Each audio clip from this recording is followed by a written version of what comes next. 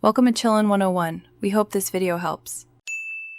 You begin by confirming your mouse model and connection method, Bluetooth for Magic Mouse, USB for older Apple mice.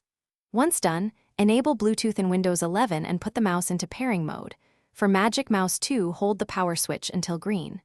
Next, download and extract the Apple Boot Camp drivers or an equivalent Windows driver package so Windows can map gestures and scrolling.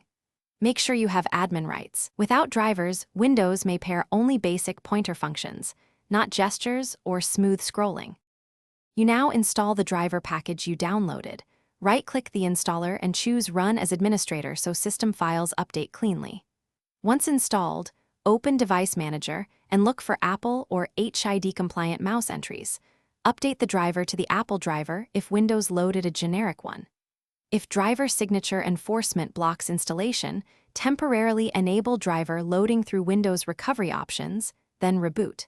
After installation, make sure to restart so services initialize. This step converts basic input into full-feature behavior, including multi-touch gestures on supported models. You finish by pairing the mouse in settings Bluetooth and devices, then fine-tune pointer speed and scroll direction so it feels natural.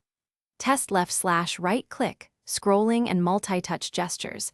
If scrolling is jerky, reboot once more to let drivers settle. If the mouse fails, unpair it, remove the Apple driver from Device Manager, and reinstall the Boot Camp package. One key troubleshooting tip: if Windows won't accept the Apple driver, temporarily disable driver signature enforcement, reinstall the driver, then